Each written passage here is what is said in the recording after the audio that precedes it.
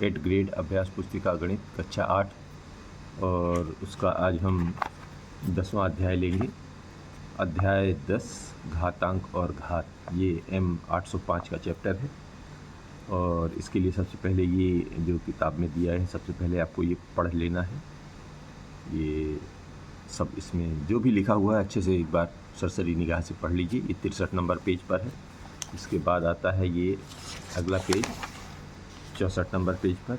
इसमें भी कुछ समझाने की कोशिश की गई है, मतलब वही घात और घातांकों के नियम और उसको आगे समझाने की कोशिश की गई है। तो ये भी पढ़ लेना है आपको अच्छे से, ठीक है। अब आता है ये पेज नंबर 65। इस पर भी देख लीजिए। ये कई बार पूछते हैं, शून्य घातांक वाली संख्याओं का मान 1 होता है, ये याद रखना है ना। तो ऐसा बहुत सारी चीज़ें हैं जो इस पन्ने में हैं। तो असली चीज़ ये आ रही, तो ये घातांकों के सूत्र होते हैं, इनको अच्छे से याद रखना है, ठीक है ना। जैसे a की घात m गुणे a की घात n बराबर a की घात m प्लस n, ये जुड़ जाते हैं। और a की घात m में अगर a की घात n का भाग देते हैं तो आधार एक जैसे होते हैं, तो घातें घट जाती हैं। अगर कोष्टक में a की घात m की घात n है, a की घात m है और पूरे की घात n है, तो ये ऊपर ऊपर जो है घातें जो है आपस में गुणा हो जाती हैं। यहाँ पर क्या होता है, आधार अलग अलग हो तो आधार का गुणा हो जाता है, घात वही रहती है।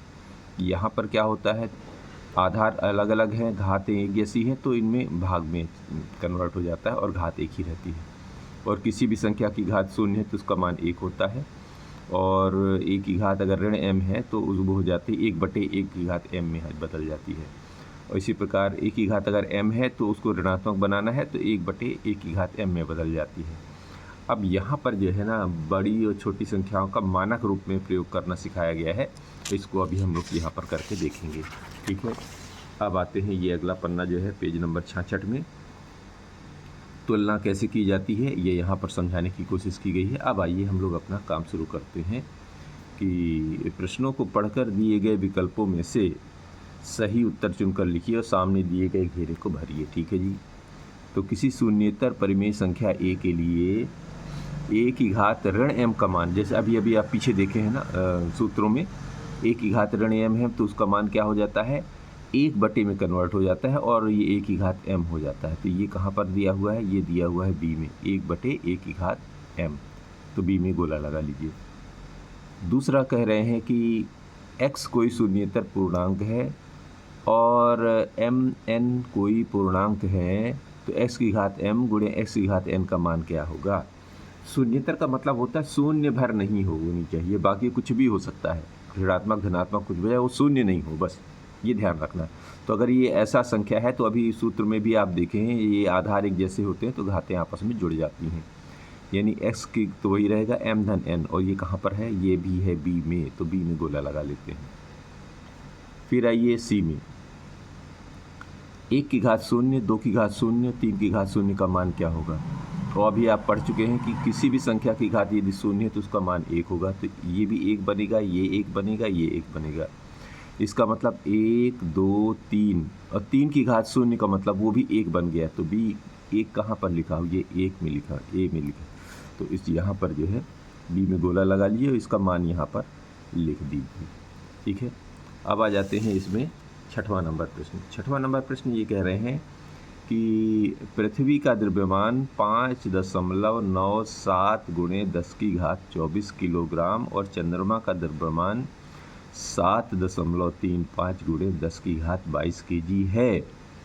दोनों का कुल द्रव्यमान क्या होगा। तो ये जी कुल द्रव्यमान निकालने का क्या तरीका है, देखिए इन दोनों को 10 की घात 22 में बदल लेते हैं, ठीक है। और तो इसके बदलने के बाद ये जो दशमलव है, ये कि 24 है यहाँ पर, तो ये दशमलव पीछे चला जाएगा तो 10 की घात 22। अब इस 7.35 का 597 में गुणा कर देंगे तो ये आ जाएगा 604.35 और 10 की घात 22 दोनों में से कॉमन आ जाएगा। तो ये मान दिया हुआ है a में, तो a में गोला लगा लेना है। बात समझ में आई। यानी कि इनके घातांक वाले घात एक जैसे बना लेने हैं। उसका क्या तरीका होगा, ये 2 पीछे तरफ सरक जाएंगे तो ये जो 3 आज़ाद हो जाएंगे, है ना। तो ये 597 कहलाएगा और दशमलव के 2 अंक चूँकि 10 की घात 22 वाला है तो कॉमन हो गया, तो इसका गुणा हो जाएगा। दशमलव हट गया, ध्यान रखिएगा। फिर जो अंक आएगा वो ये रहा अंक, और 10 की घात 22 दोनों में कॉमन आएगा। ये बात स्पष्ट हो गई। तो यहाँ पर ए आंसर आ गया। पांचवा देखते हैं, किसी शून्येतर पूर्णांक x के लिए x की घात 5 भागे x की घात 13 का मान क्या होगा। तो ये देखिए आधार समान है, घातें अलग अलग हैं, तो क्या होगा, ये भाग में है तो भाग में क्या होगा, घातें जाके घटेंगी, घातें घटेंगी तो क्या होगा, या ऊपर से नीचे भी ले आएंगे तो x 13 में से 5 कम कर दिए तो 8। अगर चूँकि बटे में रखना है या जिसमें रखना है तो ये चूँकि ऊपर ले नहीं गया है तो नीचे ही रहेगा बटे में, तो 1/x की घाते 8 इसका मान हो जाएगा। ठीक है, तो यहाँ पर ये मान डी में दिया हुआ है, तो यहाँ पर डी में गोला लगा लीजिए। ठीक है, अब आते हैं प्रश्न क्रमांक 6 में। 6 कह रहे हैं मानक रूप में व्यक्त करिए। जो मानक रूप में वहाँ समझाने की कोशिश की गई थी उन्होंने समझाया, तो उसको अपने को करना है।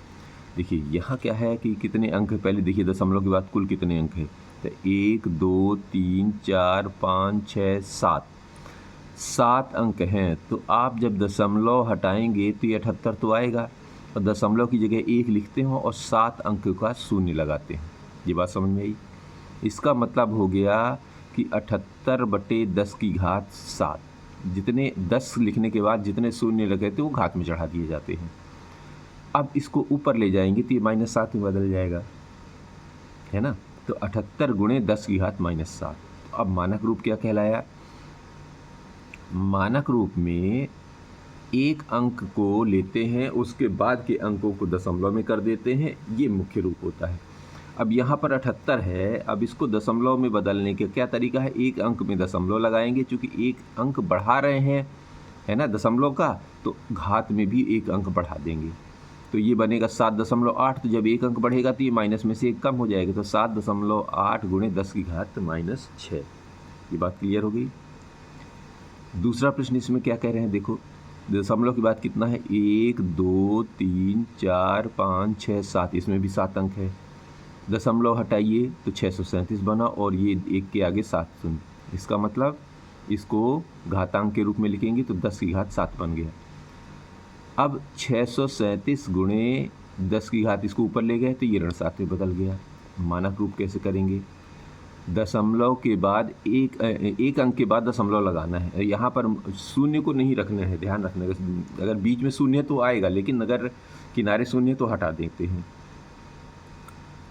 अब यहाँ पर तो क्या 637 है, यहाँ पर लगाएंगे दशमलव, तो यानी 2 अंक अभी आपके पास बच रहे हैं, तो 2 अंक बच रहे हैं, यानी कि यहाँ पर धन 2 हटाने पड़ेंगे आपको। तो 6.37 इससे बनाया, तो जो दशमलव के 2 अंक लगाए वो यहाँ पर जोड़ दीजिए। क्यों, क्योंकि यहाँ पे जैसे दशमलव बढ़ेंगे तो इधर भी तो बढ़ेंगे। ठीक है, तो 6.37 और ये -5 में से 2 हटेंगे तो -7 में से तो -5 आ जाएगा। तो 6.37 गुणे 10 की घात -5, ये इसका मानक रूप हो गया। स्पष्ट हो गया। अब 7वां कह रहे हैं कि निम्न संख्याओं को सामान्य रूप में व्यक्त करो। इसका मतलब ये मानक रूप में दिए हुए हैं, देखिए ये मानक रूप में है। ठीक है, अब इसको क्या करना है, घातांक में बदलना, सामान्य में बदलना है। तो 4.21 को पहले बदलेंगे, उसमें दशमलव हटाएंगे तो दशमलव हटते ही 100 बन गया, और 10 की घात 6 है, और 100 को कैसे लिख सकते हैं, 10 की घात 2 में। ये तो सेम संख्या है। अब क्या करेंगे, इस 10 की घात 2 को ऊपर ले जाएंगे, क्योंकि आधार 10, यहाँ 6 घात, यहाँ 2, तो ये जाके घट जाएगा सूत्र के अनुसार, जो अभी पीछे सूत्र पढ़ा अपन ने। अब ये क्या बन गया, 421 गुणे 10 की घात 4। इसका मतलब ये हुआ कि जो ये अंक है उसमें 4 शून्य और जोड़ दो तो ये सामान्य रूप में बदल जाएगा। 421 तो उसका मान आ गया, और 10 की घात 4 का मतलब 1 2 3 4 शून्य और लगा दीजिए, तो ये इसका सामान्य रूप हो गया। इधर देखिए 3 गुणे 10 की घात -8, इसका मतलब 3/10 की घात 8 हो जाएगा, क्योंकि ये नीचे आएगा तो धनात्मक बन जाएगा। अब 3/10 की घात 8 में, यानी 10 1 के बाद 8 शून्य लगाएंगे तो ये 10 की घात 8 कहलाता है। बात समझ में आ रही। अब आपको सामान्य रूप में बदलना है, तो देखिए 3 है और यहाँ पर 8 अंक, यानी 3 तो रखिए लेकिन कुल 8 अंक बनाने हैं, तो गिना लीजिए। दशमलव के बाद एक हटेगा तो दशमलव लगेगा। 1 2 3 4 5 6 7 8 जैसे पूरे अंक हो गए ये इसके, और जहाँ एक था वहाँ पर दशमलव लगा देते हैं। ये इसका सामान्य रूप हो गया। बात स्पष्ट हो गई। 8वां में देखिए क्या कह रहे हैं कि मान ज्ञात कीजिए। मान ज्ञात कर देते हैं जी। 3 की घात 0 धन 4 की घात ऋण 1 में गुणा करना है 2 की घात 2 का। ठीक है जी। 3 की घात 0 का मान तो 1 होता है, 4 की घात माइनस इसका मतलब सूत्र के अनुसार ये 1/4 में बदल गया, और 2 की घात 2 का गुणा है। यहाँ तक तो क्लियर हो गई। अब 1 और 4 का यानी 1/1 कर लीजिए, तो 1 और 4 का लघुत्तम हो जाएगा। ऐसा भी कर सकते हैं, ये भिन्न में बदल लिए, चूँकि ये भिन्न है तो ये भी भिन्न में बदल गया। तो 4 और 1 का लघुत्तम 4, तो 1 चौके 4 यानी 4, और 1 एकम 1, 4 और 1 5 बन जाएगा। तो ये कट जाएंगे, 4 और 1 5 यहाँ पर आ जाएगा। ये बात समझ में आ गई। तो यहाँ पर भी वही चीज़ कर दी गई है, यहाँ पे भी चाहे काट के अलग रख दिया है। तो 4 और 1 5, अगर ये इधर यहाँ नहीं काटना तो यहाँ कट जाएगा। ठीक है, तो 5 तब भी आ जाएगा। या तो ये यहाँ ना काट के यहाँ काट लीजिए, या अगर यहाँ काट दिया तो फिर ये मत रखिए। ठीक, अब आ जाते हैं इसका 9वां प्रश्न। 9वां प्रश्न ये कह रहे हैं सरल कीजिए। अब जी सरल तो कर देते हैं, इसकी जगह कम है तो इसको थोड़ा ऊपर से हम लोगों ने लेने की कोशिश की है। तो 2 की घात ऋण 3 में 4 की घात ऋण 1 का भाग देना है 2 की घात 6 का। ठीक है, तो यहाँ पर रखना शुरू करते हैं। ये यहाँ पर रख दिया। 2 की घात 4 की घात ऋण 1 को कैसे बदल, 4 को बदल लेते हैं 2 की घात में। अभाज्य गुणनखंड बना लेते हैं, क्योंकि ये 2 के पदों में दिया हुआ है। तो ये बन गया 2 की घात 2 और पूरे की घात ऋण 1। ठीक है, अब 2 2 2 नियम बन गया। तो ठीक है, पहले ये ब्रैकेट को हल कर लेते हैं। तो 2 की घात 3 और इसको बदल देते हैं a की घात m की घात n के रूप में। तो ये बन जाएगा 2 गुणे ऋण 1 यानी ऋण 2 बन गया। ये ब्रैकेट समझ में आ गई। अब आधार समान है तो ये घातें जुड़ जाएंगी, यानी कि ऋण ऋण इकट्ठा हो गए। अब आगे देखिए, ये बन गया 2 की घात ऋण 5 में भाग देना है 2 की घात 6 का। ये देखिए 2 की घात ऋण 5 भाग को पलट दीजिए, तो भाग का उल्टा क्या होता है, गुणात्मक प्रतिलोम गुणा। तो ये गुणे में बदलेंगे तो ये घात इधर वाली ऋणात्मक में बदल गई, यानी भाग को गुणे में बदलेंगे, यानी भाग का गुणात्मक प्रतिलोम गुणा होता है, और गुणे को जब ये इधर का घात बदलेंगे, ये जो गुणे बदलेंगे तो इसका घात बदल जाएगा। तो ये भाग गुणे में बदल गया और ये धनात्मक जो है ऋणात्मक में बदल गया। ये क्लियर हो गई। अब दोनों आधार एक जैसे तो घातें एक जैसी समिट जाएंगी, यानी कि ऋण 5 ऋण 6 इकट्ठा हो जाएंगे, और ऋणात्मक बड़ा ऋणात्मक यानी कि ऋण 11 में बदल गया। और ऋण 11 घात जो है कैसे लिखा जाता है, 1/2 की घात 11 के रूप में। और 2 को यदि हम 11 बार गुणा करें तो ये आ जाता है 2048, यानी 1/2048 इसका हल होगा। 10वां प्रश्न कह रहे हैं कि घातांक के नियमों का प्रयोग करते हुए हल करिए। तो ये सवाल है। ठीक है, अब इसे घातांक के नियम लिखते हैं। इसको क्या किया है कि इसको पहले अलग अलग खोल दिया है, यानी 1 की घात ऋण 2 और 3 की घात ऋण 2, ऐसे इसको खोल दिया, ऐसे ही इसको खोल दिया। ये इसमें खुल गया और ये इसमें खुल गया। ये बात समझ में आ गई। अब देखिए अब क्या किया जाएगा।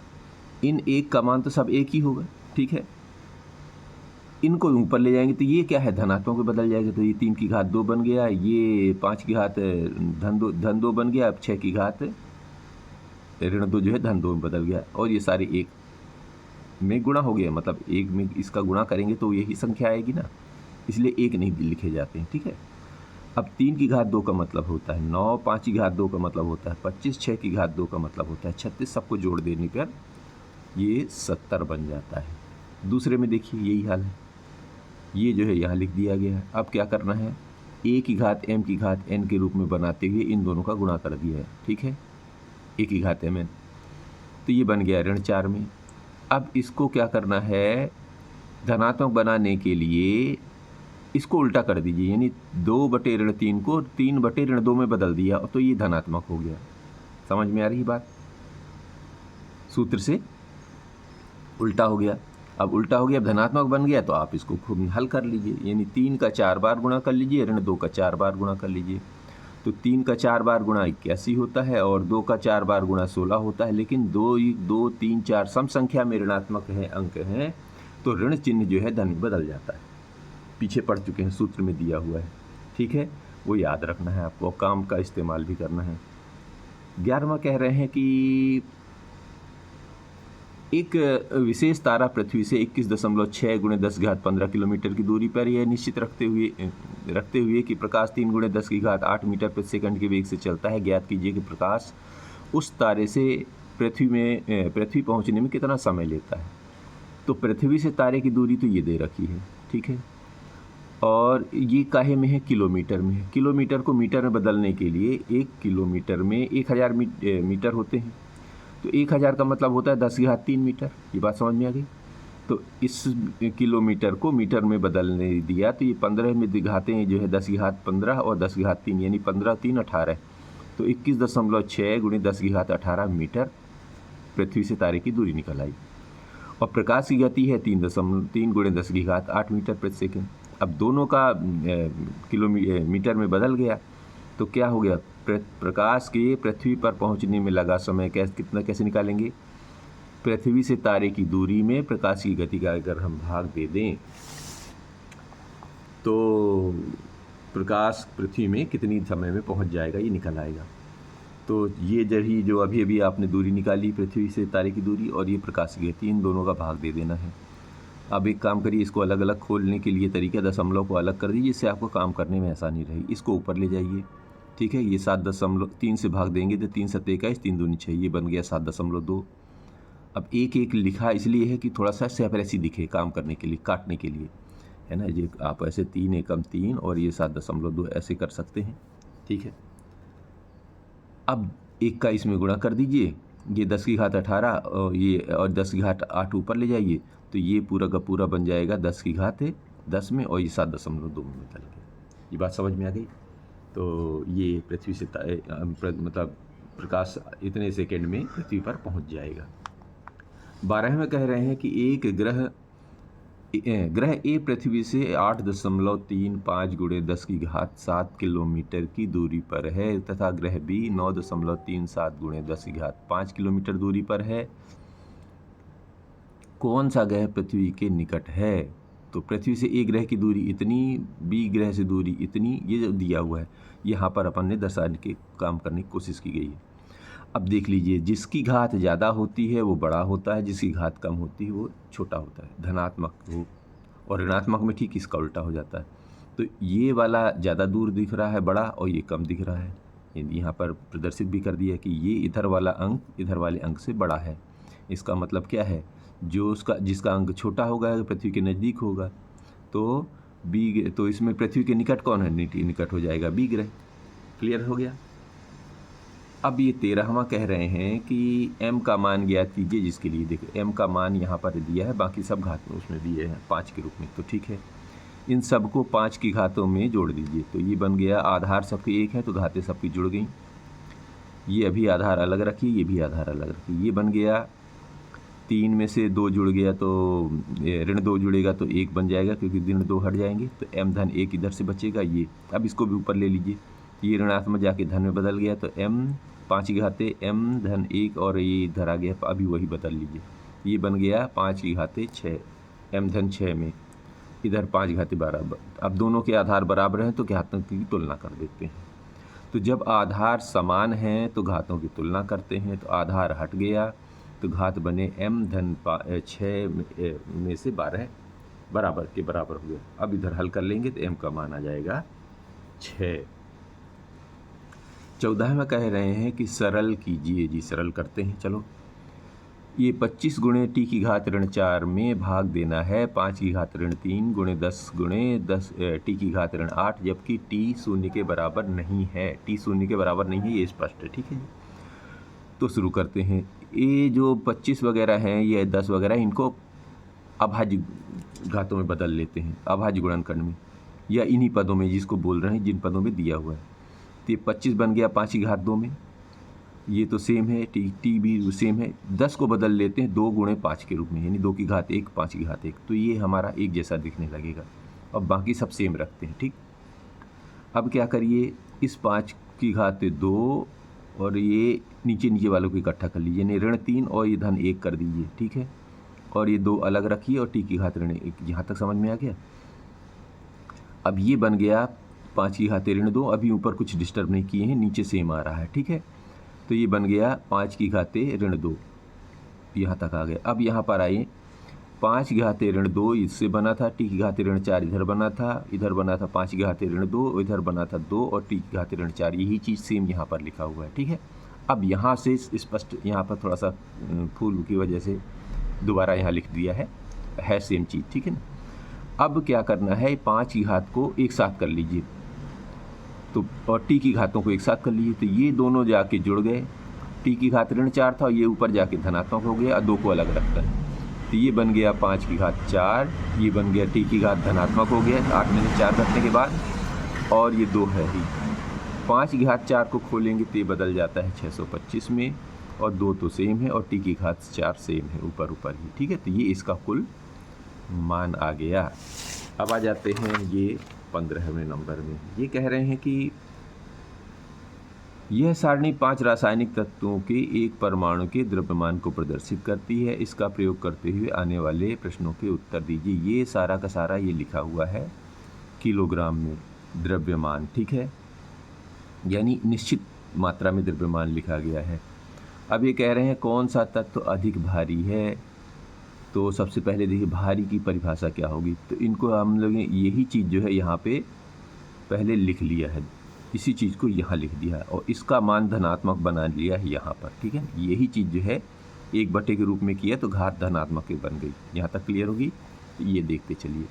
अब प्रश्न को चीज़, भारी तत्व का मतलब क्या होगा, देखिए जिसकी घात सबसे ज़्यादा होगी वो उतना हल्का होता जाएगा। तो देखिए ये भी भारी, ये भी भारी, ये भी भारी, मतलब नीचे ज़्यादा है तो ये हल्का हो जाएंगे।